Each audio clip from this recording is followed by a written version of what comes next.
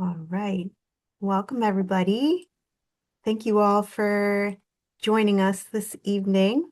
I'm happy to welcome everyone. My name is Nazla Rex. I'm the Adult Services Specialist here at the Pennington Library.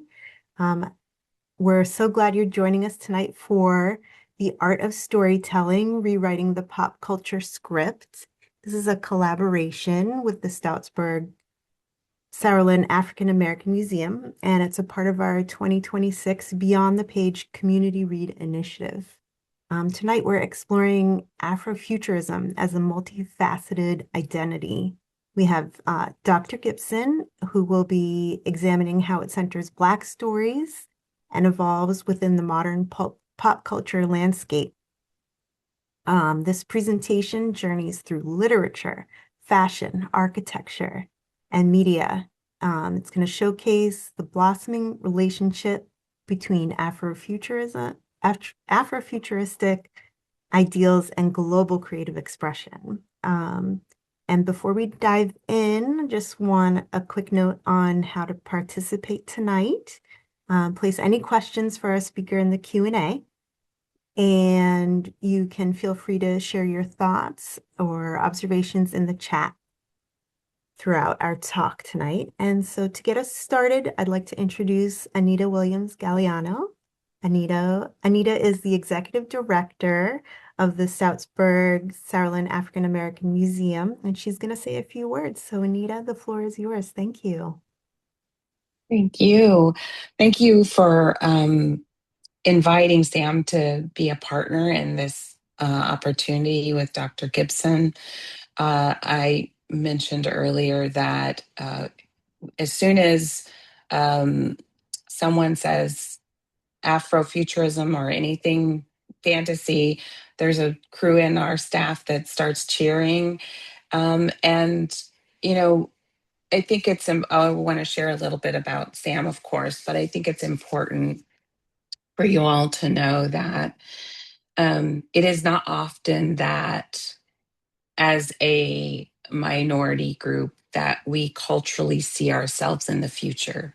And I'm just overjoyed that the library chose this topic, and it is really a celebration of hope, as we see it. I want to step on Dr. Gibson's. I'm sure she'll take us many places, but just the joy that we get to experience as members of the community and culture, to say I see and I can imagine anything is possible, because there is something that gets translated, um, that is hard to articulate when you can see a character, an exceptionally strong character, do incredibly difficult things and solve problems and all of that, inside of your humanity, that's possible. But to see these ideas and spur these dreams for ourselves and our children is a thing that has not always been uniquely celebrated. So I'm grateful for Dr. Gibson's work, and the Stoutsburg Saraland African American Museum. For all of you who may be local, it resides on a little country road called Hollow Road in Skillman, New Jersey, and it is a quiet road. And what it reminds us is that African American families have always been everywhere, and we just didn't always notice or know. So the place that the exhibit and the museum itself that hosts exhibits is a 1899 African American Episcopal Church, an AME church that has been converted, and the property surrounding it is celebrates African American families who raised families, owned land, and built community. And it is one of several little hamlets in the Mercer, Somerset, and Hunterdon area. So we call ourselves located on the Saralin Mountain, and we're invite you all to come and join us if you have not. And just again, thank you for the library, Pennington Library, and to Dr. Gipson for taking the time and saying yes to this opportunity. Thank you, Anita. Feel very lucky to be so close to such a special place. I want to begin now by saying it's my pleasure to introduce our speaker, Dr. Grace Gipson. Dr. Gipson is an assistant professor of African American Studies at Virginia Commonwealth University, where she teaches courses on theories and foundations of Africana Studies, Blackness in pop culture, and Black media narratives. Her current project is called Reclaiming Her Time, Exploring Black Futures in the Black Female Superhero, and it seeks to examine and chronicle the layered experiences of Black superheroine characters and Black creatives' narratives and how their identities transcend from comic book fiction to reality. Dr. Gipson's research can also be found in the Audible lecture series From Wiz to Wakanda, Afrofuturism in Pop Culture. Amazing. Outside the classroom, you can find Dr. Gipson co-hosting the video podcast Conversations with Beloved and Kindred and contributing her personal and professional thoughts on pop culture via blackfuturefeminist.com.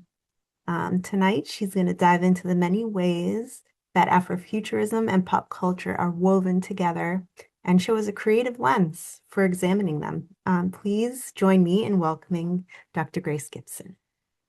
Thank you. All right, so let us dive in here. Let's make sure you first share with you all.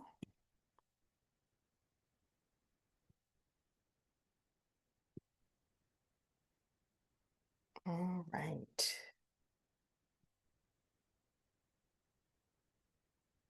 All righty. Thank you all so very much for joining us on tonight. And I'm so glad to have this opportunity. Anytime I get a chance to geek out about pop culture, Afrofuturism, I'm going to rush to do it. So this is a great opportunity. I'm so glad you all are able to tune in on this evening. All righty. So, with the rise of Afrofuturism and pop culture, it is more than just a trend, it's a cultural revolution. Within this revolution, we see how Afrofuturism spotlights the beauty and richness of Black culture, critiques systemic oppressions, and plays a dual role of entertaining and enlightening fans and scholars alike. So, in this evening's presentation, we're going to take a journey of this art of storytelling through such literary icons as Octavia Butler, Tananarive Due, and Tomi Adeyemi, the musical works of Alice Coltrane, Erykah Badu, Earth, Wind, and Fire, comic book characters like Marvel's Misty Knight and Miles Morales, and graphic series like Bitterroot. We'll also kind of dive into such films as Netflix See You Yesterday and the iconic The Wiz, along with television series such as Supercell, Lovecraft Country, and Iwaju play a role in the growing relationship between Afrofuturism and pop culture. We'll also discover the innovative ways that fashion and architecture are providing new perspectives of how each visually reclaims and rewrites African diasporic history and identity. So before I jump in, I want to give a little background on who I am. And so who I am is an Afrofuturist. I'm a Black girl nerd. I'm a Black pop culture and comic book scholar. I'm also what Henry Jenkins coined the term a comic fan. So not only am I a fan outside in the classroom and for my professional pursuits, but I'm also a fan outside of the classroom as well. You'll definitely catch me at a WonderCon, a New York Comic Con, or anywhere where I can be able to nerd out and geek out with fellow blurs and fellow folks who are into such popular things as comics, anime, manga, and so much more. I'm also a proud HBCU grad, and I'm very much a world traveler. And these are all things that factor in to the work that I do, because each one of these is a component. Each one of these speaks to who I am as a scholar, as a person, as a human, and definitely contribute to what it is that I do on a day to day. And so, as you can kind of see in some of these images, you can see me in my travels from going to Ghana to when I was about 6, 7 years old and I got my first Nintendo, to going to New York Comic Con and meeting one of my huge icon artists, Sanford Green, and just my kind of collection of various things and so forth. So it's always important to kind of give this background so it gives you a taste of who I am and why I do the work that I do and love the work that I do, and gives that foundation into building of that. All right. So, what is Afrofuturism? How is this, where did this come to be? And so, for me, Afrofuturism has always been this safe place to experiment, to tell stories, and discover worlds that have limitless borders. And as a term that was coined in the 1990s, I remember learning about Afrofuturism as a budding middle school Black girl nerd. I can remember being introduced to the world of fantasy, magic realism, and science fiction through Octavia Butler's novel Kindred. And while escaping through her pages, I saw myself transported into alternate realities, reimagining future possibilities, and pushing my thinking of what it really means to be free. And so, thinking about, knowing that the term was coined in the 1990s, it's still important to note that even before its official coinage, we were talking and thinking about Afrofuturism as far back as W.E.B. Du Bois, and even, going into the 60s and 70s. And so, this is an idea, this is a movement, it's a framework that has truly, has it ebbs and flows and has stood the test of time, in its iteration. And so, if we also think about the popularity of musical sounds like Herbie Hancock and Missy Elliott, Ryan Coogler's Black Panther, global blockbuster, or even the visual artistry of Hebrew Brantley and the queering of race and sexuality from writer Nalo Hopkinson, Afrofuturism most definitely has consistently centered Black and African diasporic life and experiences while also expanding our imaginations. And so, as a professor of Africana Studies whose research specializes in media and culture, pop culture representation, comics, and digital humanities, I'm constantly looking for ways to see how Afrofuturism creatively pushes the cultural, social, and political envelope. One might say I was kind of born into it because of my love of pop culture, and then adding Afrofuturism, the worlds were bound to collide. So I'm just excited that I'm still even more interested and get excited about it every time. All right, so let's dive right in. So, where might have you seen the work of Afrofuturism? It might have been if you went to the Smithsonian African American Museum in Washington, D.C., if you watched Beyonce's Black is King music video, or if you're like me into Parliament Funkadelic and into George Clinton's music there, or maybe through Miles Morales and Beyond the Spider-Verse, or Star Trek Discovery, or even They Clone Tyrone. And or if you're a voracious reader, also like myself, maybe you even got a glimpse of what Afrofuturism is through her many works of Octavia Butler. So these are just I would say, a very small snapshot of where the work of Afrofuturism could be seen. And there is so much more. And with each passing day, minute, hour, we begin to see how Afrofuturism is really truly expanding beyond the borders of its kind of original defining.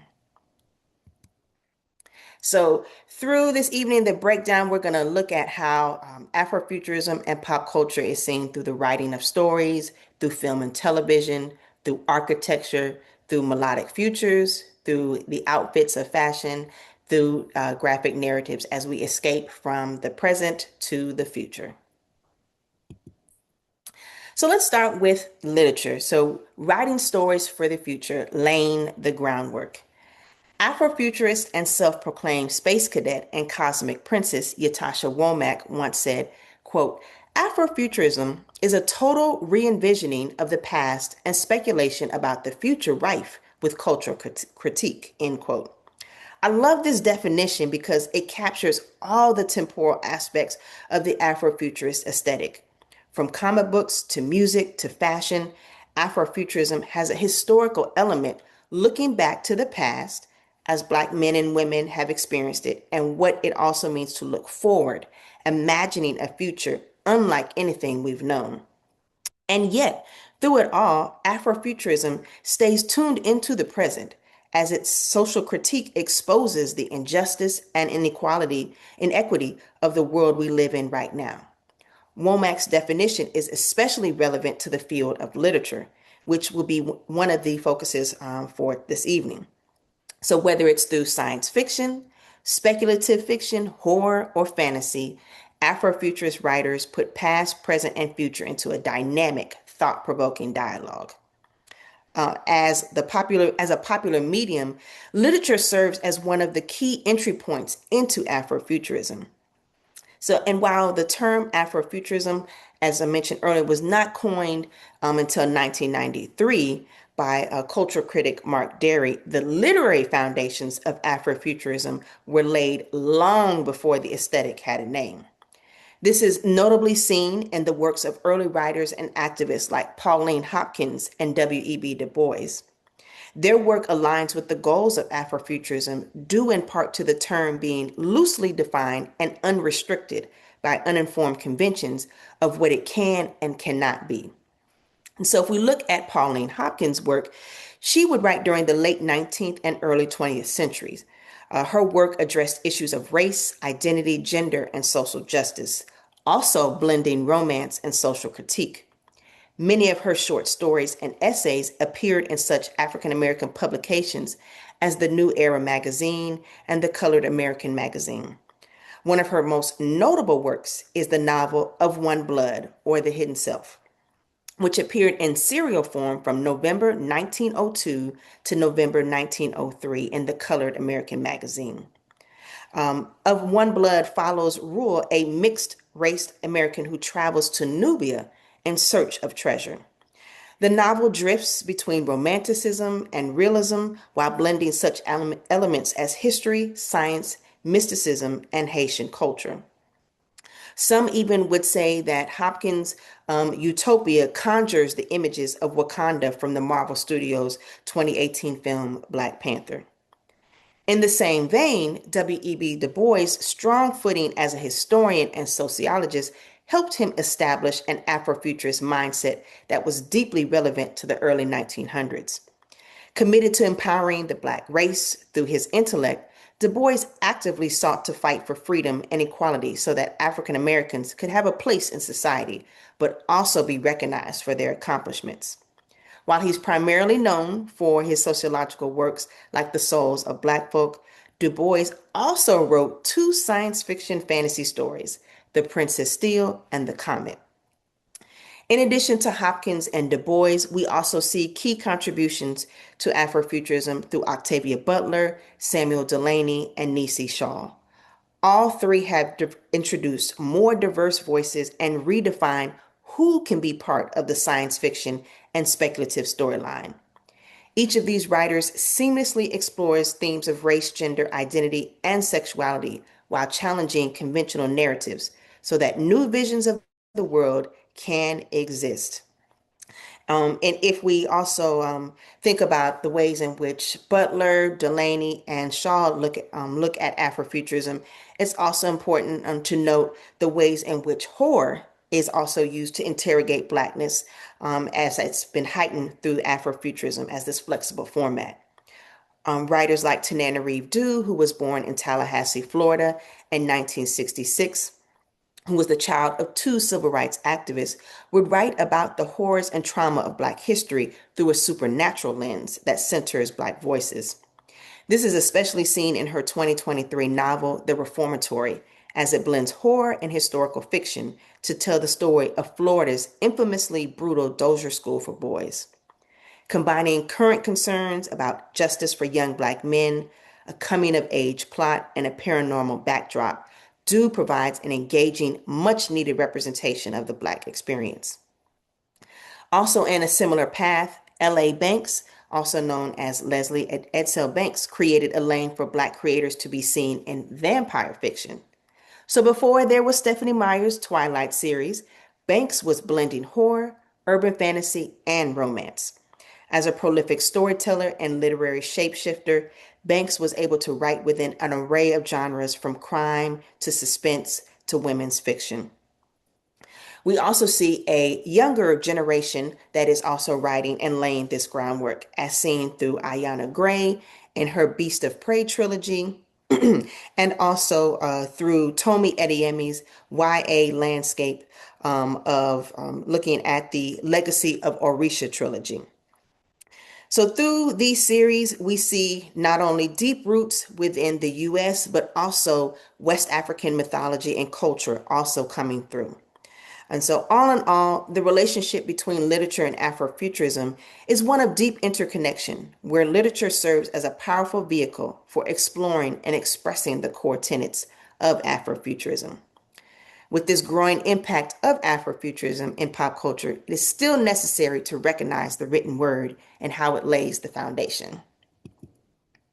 All right, so let's take a look at Afrofuturism in film and television. As a popular media, film and television have become tools for spreading political and social commentary and educating mass populations. Television showrunners and filmmakers have a remarkable ability to impact countless people in a short period of time. As explained by Tom Sherratt, former president of the Academy of Motion Picture Arts and Sciences, quote, film is a reflection of society, both present and past. And the film sometimes has to catch up to society, but sometimes it leads society too. An argument can be made that television does the same. With popular films like Black Panther, Black is King, and They Clone Tyrone, or television shows like The Boondocks, Watchmen, and Yasuki, the production elements of film and television provide a unique platform to explore the complexities of society while simultaneously offering an escape into fantastical realms. One of the earliest examples of Afrofuturism in cinema is the 1974 film Space is the Place, directed by John Coney and starring jazz composer and poet Sun Ra. As a whole, Space is the Place acts as a metaphor for Black liberation.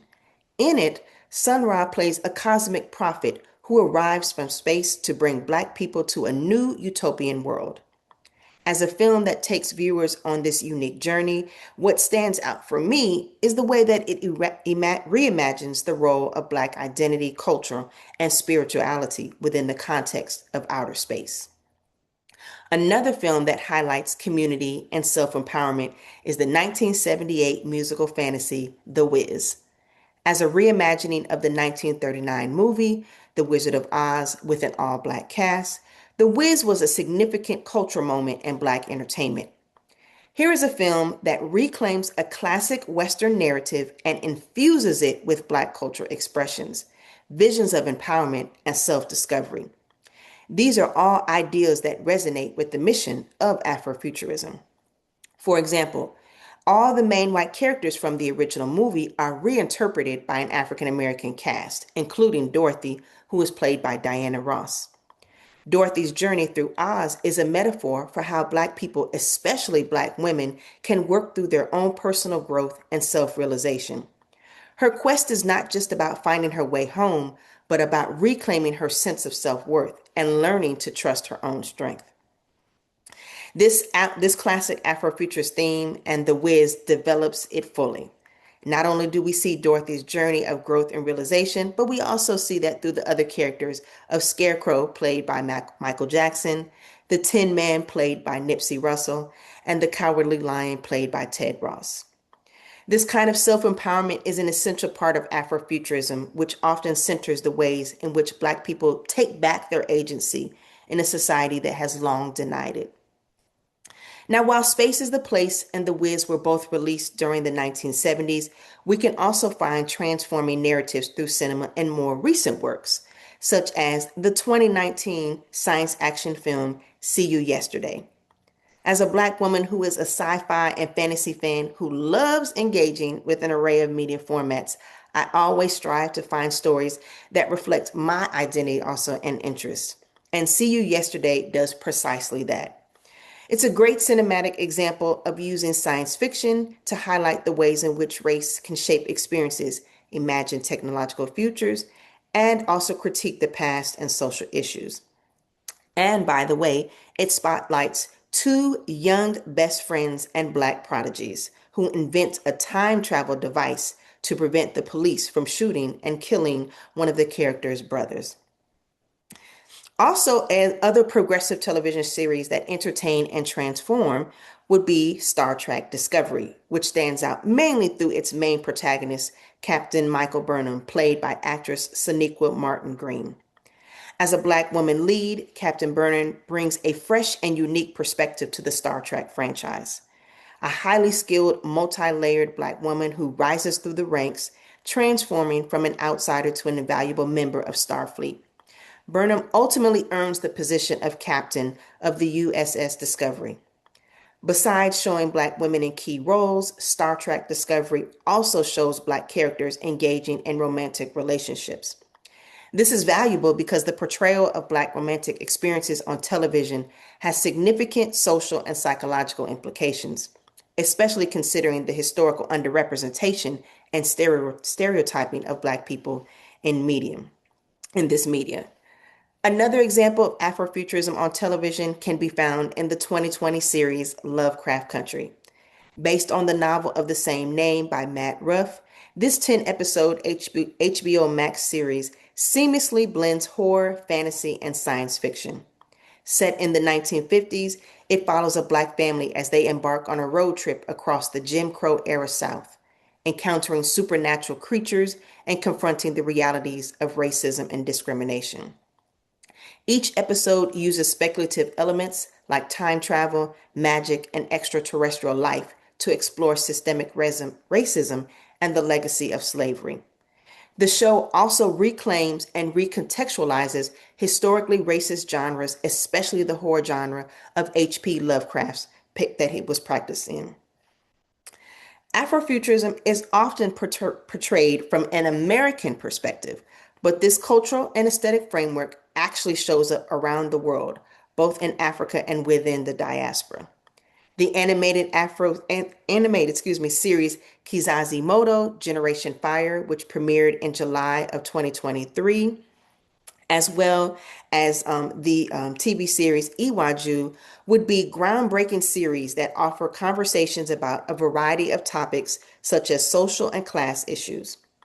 Many of these stories, whether through Iwaju or Kizimoto Moto Generation Fire, will transform the power of a new generation of storytellers from Zimbabwe, Uganda, South Africa, Nigeria, Kenya, and Egypt.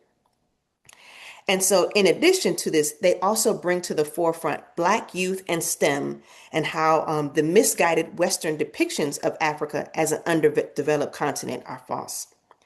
All of this is seen through the eyes of either a young Black girl or through young Black kids, teenagers, and teens. This allows for the opportunity for us to see how the show's complex social issues can be relatable and accessible to viewers of all ages. And finally, another series that we can find which speaks to Afrofuturism is Supercell and how it speaks to the importance of spotlighting sickle cell anemia. Using pop culture to draw attention to this disease is quite notable.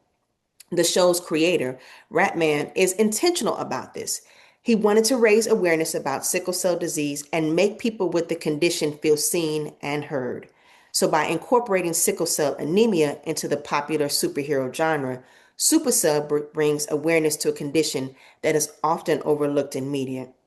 It's a pop culture gateway for discussing a disease that many Black individuals and families face, but that does not always receive as much attention or research funding as other genetic disorders.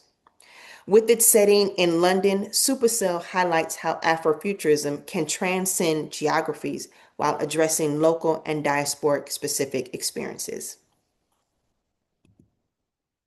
All righty, so let's go into the lens of architecture. Now, this is a category which often does not get as much attention within Afrofuturism, but is very much at a point that is willing, it should be discovered or it should be explored. At its intersection, we find a visionary approach when it comes to Afrofuturism and architecture, whether it's through the urban designs or reimagining previous buildings. We are able to see how these ideas and these spaces build environments through a lens of African and diasporic culture. Picture, for example, a luminous glass facade wrapped around the base of a 13-story building, clad in rose embossed, graphic tinted precast panels. This eye-catching building is the Sugar Hill mixed-use development. It's located in Harlem's historic Sugar Hill district, and it houses community facilities, affordable apartments, museum space, and offices. Or imagine a modern Y-shaped structure, a sort of three-pointed star that stands on 72 columns of concrete piling. This is the site of the UNESCO headquarters in Paris, France. It's a striking work of architecture even today, and was even more so when it opened in 1958. So, what do the Sugar Hill development and UNESCO headquarters have in common? Both structures embody a strong connection to cultural and community values, making them more than just mere buildings. For example, the Sugar Hill development would include a children's museum and early childhood education center, which is further promoting the community engagement and intergenerational growth. And across the ocean, the UNESCO headquarters functions as a hub for global cooperation, encouraging dialogue and collaboration across nations. Among other spaces, we would also see Robert Robinson Taylor, the first Black student to enroll in the Massachusetts Institute of Technology, and the first accredited Black architect in the United States. Taylor's work would reach beyond the Tuskegee Institute as he designed the constructions of several Carnegie libraries and various historical Black colleges and universities. It's also noteworthy to mention that the specific city of Chicago serves as a long-standing Afrofuturistic architecture hub. So we have, not only do we have such giants as Beverly Lorraine Green, who is a pioneer, as well as the city of Chicago and other cities such as like Detroit, Michigan. These achievements in these cities are offering a testament to the power of perseverance and resilience in the face of adversity. Other notable designers would be Vertner Woodson Tandy, who would be most famous for designing Villa Lawara, the magnificent Italianate home of Madam C.J. Walker, which is now the National Register of on the National Register of Historic Places. We also would see this is seen in the Gothic Revival style and community landmark in St. Philip's Episcopal Church in Harlem, New York, and the six-story beige brick Ivy Delp apartments located in Manhattan, New York. This reimagining also of urban spaces is particularly noteworthy in a city like Detroit. Much like Chicago, it is sometimes dismissed as a place of abandoned factories and a symbol of post-industrial decline. From an Afrofuturistic perspective, however, Detroit becomes a prime canvas for ideas that reimagine the city as a space of renewal and creativity. This is particularly exhibited through the programming form of organizations like One Mile Detroit, which celebrates the city as a Black urban metropolis. We also see, let me make sure. Go back here. We also see this in the National Museum of African American History and Culture, located in the nation's capital, Washington, D.C. The National Museum of African American History and Culture holds immense significance. It's a vital institution dedicated to the documentation, preservation, and celebration of African American history, culture, and contribution to the United States. As a part of the Smithsonian Institution, the museum plays a crucial role in educating the public, fostering understanding, and promoting reflection on the African American experience. It also provides a space where the full breadth of African American history, including both triumphs and tragedy, is acknowledged and honored. Also, a final speculative project within architecture that brings future to life is that of the Al Janoub Stadium in Al Wakra, Qatar. Formerly known as the Al Wakra Stadium, Al Janoub spotlights Black diasporic roots in the Middle East. While not explicitly Afrofuturist in its origin or direct cultural reference, the design and concepts can be interpreted as aligning with Afrofuturist themes. Okay, so let's take a little musical journey into our Afrofuturist journey through pop culture. Music and pop culture are deeply intertwined as they reflect societal trends, values, and movements. When you incorporate Afrofuturism, music is a medium with the unique ability to transport listeners into other worlds. Whether it's through jazz, funk, hip hop, or electronic music, Afrofuturism uses sound to set trends, facilitate cultural exchanges, challenge historical narratives, and imagine alternate futures. Lyrically, music can be a powerful tool for storytelling, expressing these themes of resistance, alienation, and otherness, and Black joy. One of the pioneers of Afrofuturist music, known for their experimental sound, was the musical collective known as Parliament Funkadelic or P-Funk. Under the leadership of George Clinton, the two intertwined bands, Parliament and Funkadelic, crafted a distinctive psychedelic sound, complete with space-age alter egos and mythologies, that would go on to influence the genres of hip-hop, rock, and electronica music. Parliament Funkadelic released an array of albums, including Cosmic Slop, The Clones of Dr. Funkenstein, and One Nation Under a Groove. And many of these albums would go on to be platinum records. George Clinton also presents the mothership as a vehicle of freedom and enlightenment, a place for African Americans to connect with their roots and transcend earthly limitations. Similar to P-Funk, Earth, Wind, and Fire was another musical group that infused cosmic themes with African and African American cultural elements that would celebrate Black identity. Founded by Maurice White in 1969, the band's music, visual aesthetics, and message were all deeply rooted in futuristic yet ancestral visions of Black power. White was especially interested in African spirituality and Egyptian mythology, which served as a significant influence on the band's aesthetic. Whether we're hearing it from the 1977 track Fantasy, or whether we hear through other sounds of like September, we know that Earth, Wind, and Fire is bringing a collective consciousness of the narrative and this idea that every thought can manifest itself as a reality in some form, even in a parallel universe. We can also see these melodic futures as embraced in Alice Coltrane, a jazz artist whose music often takes listeners on cosmic journeys. Coltrane's connection to Afrofuturism is rooted in her transcendental approach to music, her emphasis on spiritual exploration, and her fusion of African and Eastern influences that create visionary and otherworldly soundscapes. Her music often incorporates African rhythms alongside Indian ragas, weaving connections between African and other ancient cultures. This cultural fusion is a key aspect of Afrofuturism, which seeks to forge connections across geographic borders and to imagine African diasporic identities in futuristic and alternative contexts.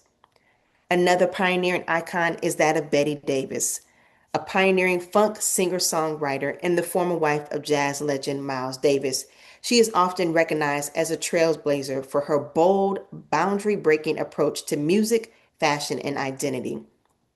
Albums like They Say I'm Different from 1974 and Nasty Gal from 1975 showcases her gritty voice, unconventional song structures, and unfiltered lyrics that tackle themes of sexual liberation and rebellion. Betty Davis was one who used her platform to express independence, sensuality, and nonconformity. This we would see would definitely influence such artists as Janelle Monáe and Erykah Badu.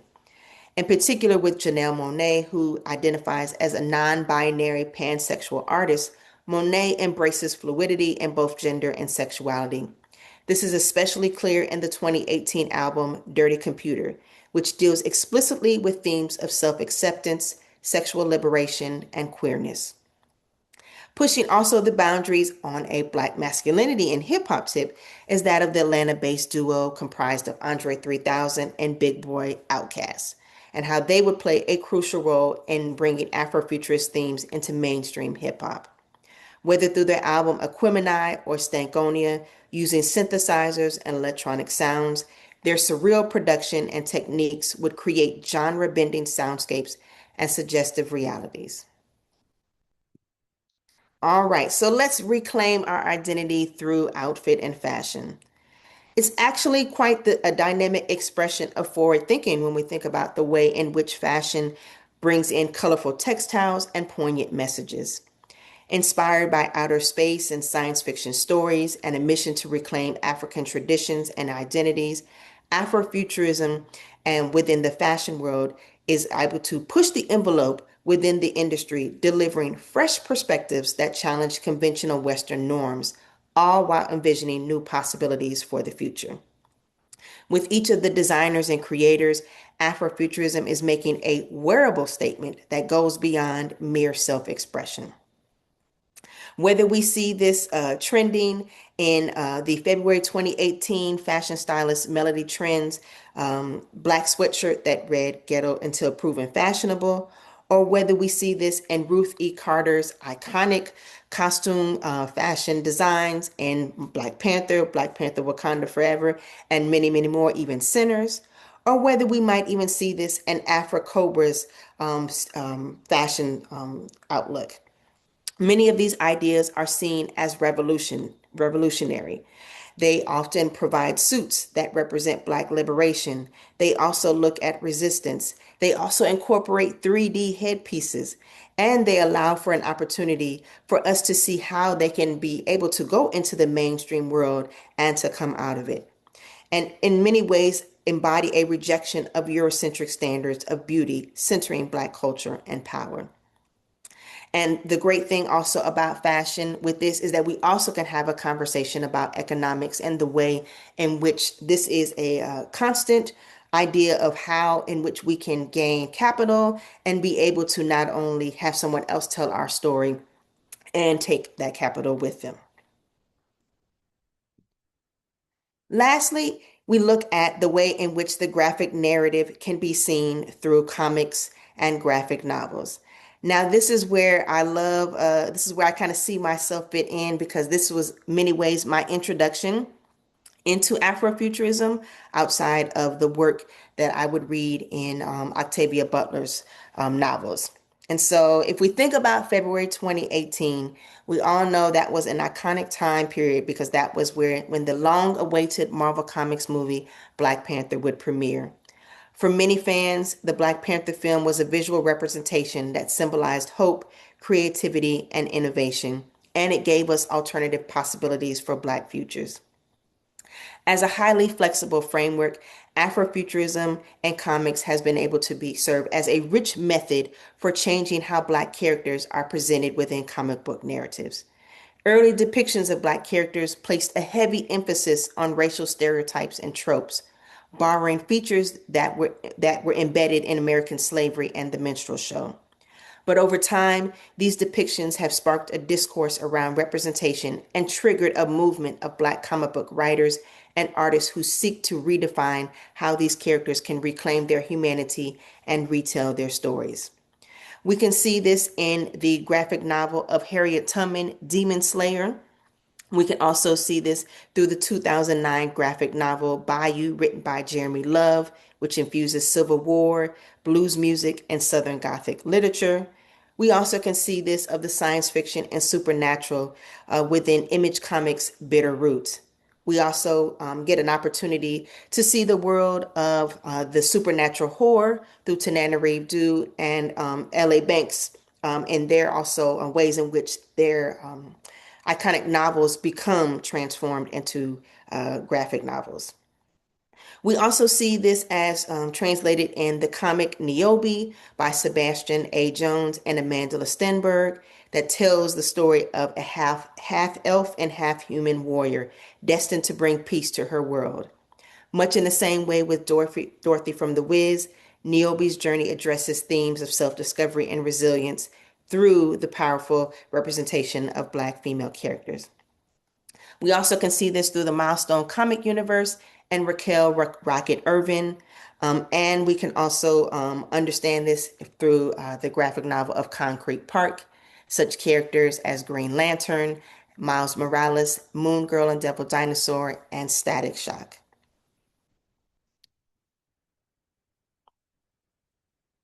And so when we think about the ways in which Afrofuturism and pop culture transcend and move forward, there are many ways in which this is happening and continuing to happen.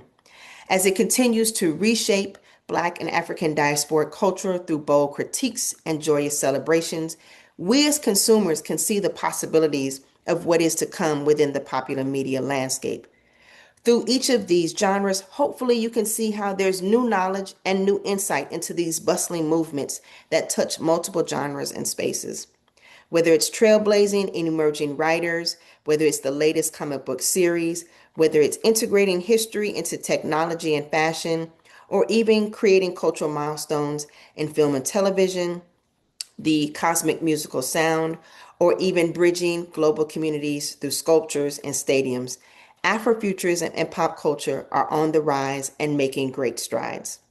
As I think about my own journey into Afrofuturism, I continue to realize what it means to dream as a Black girl nerd and inspire as a scholar. I'm excited to see what new visions and creations are in store as the future generation of Afrofuturists is discovered. And as we also continue to normalize this reality and fiction of these Black representations, it's important to see how we can continue to look at that through pop culture accompanied by Afrofuturism. And so, as I tell my students, there's many levels to this. And so we're going to continue to see that and grow. And know this, Black folks always have a story to tell. And according to the late Jean Toomer, call them from their houses and teach them to dream. And that's what we can see through the works of Afrofuturism and pop culture. And so I leave you with this idea of there are Black people in the future and will continue to be there.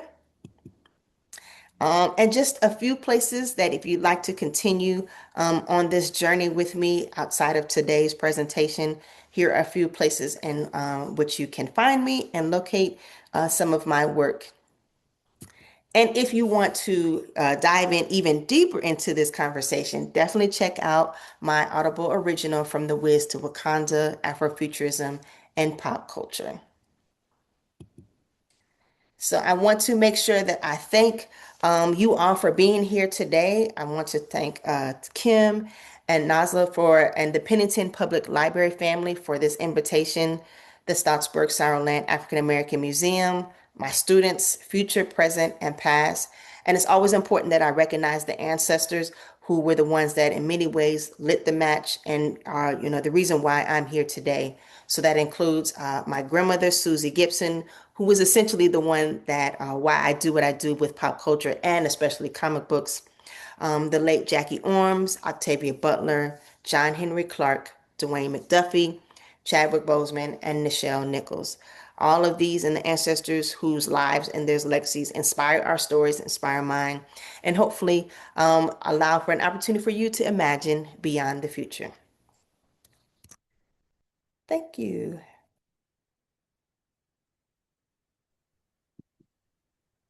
Dr. Gibson, thank you so much. Mm-hmm. That was a beautiful presentation. I was taking notes.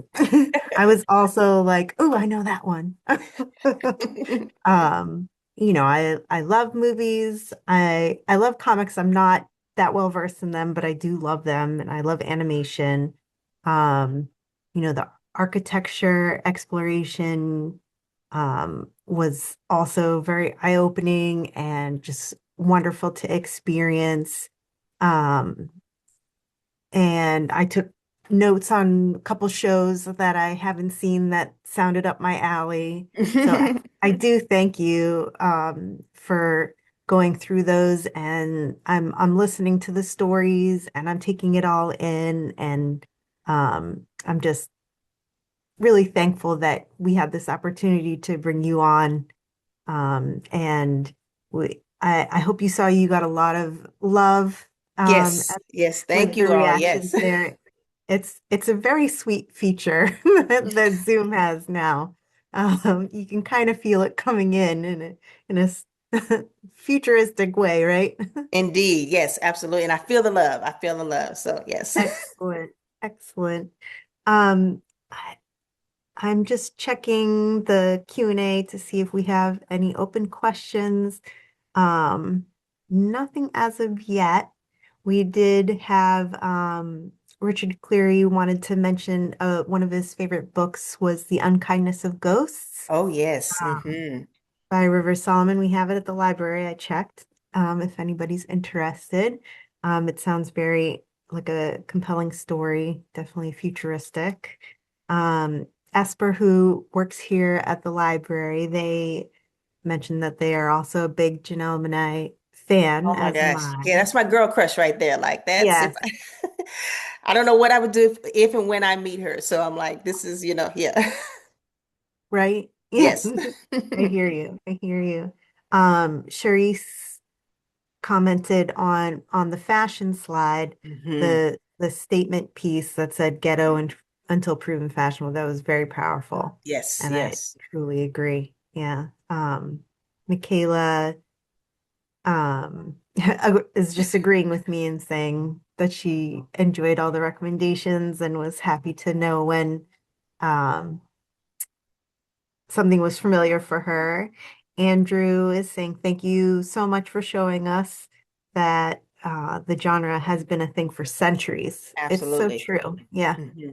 To look, look to the past to see the future. It's definitely an important thing of note. Yeah. And So, it's important to note, I make sure to mention Du Bois and Hopkins because oftentimes yeah. people will start right in the 70s and 60s, with Samuel Delaney, with Octavia Butler. And so I'm like, oh no, we've got to go even, further, back. And while they didn't identify or use those particular terms, they very Mm. much were aligned with the ideas of what we consider to be Afrofuturism. And people are very amazed, especially when they hear Du Bois wrote a speculative short story. They were like, wait, he was outside of the historian and sociological realms. And so, yeah, definitely very much so. It's truly special to see all those included. Um, and we have one other recommendation from Esper saying everyone check out Queen music Oh, yes, featuring Erica Badu. absolutely. So Yes, yes. I'll have Iconic. to check that out myself. And Anita has chimed in. Thank you, Anita, Hmm. saying as board president at SAM, which is the Stoutsburg Sauerland African American Museum. We're so adamant about claiming our place in history. I love the synergy and power, and also claiming our space in the future. So thank you for this. Yes. Yes, To yes. And clarify, I did send my link out to some friends at SAM. So that is actually our board president, Catherine Fulmer Hogan. I see. She's Yes, using yes. my link there. You will see I Yeah. show up multiple times, but I appreciate that clarification. Yes. yes. Great. And resistance through fiction has always been a technique for a while. We must continue to use it. So true. Hmm. Absolutely. And so the Sam build, becomes a living example of architecture and Afrofuturism at work. And so I think as we begin to open these conversations more in areas in which maybe people had not thought about, it allows for more people to feel like they can also be a part of that conversation.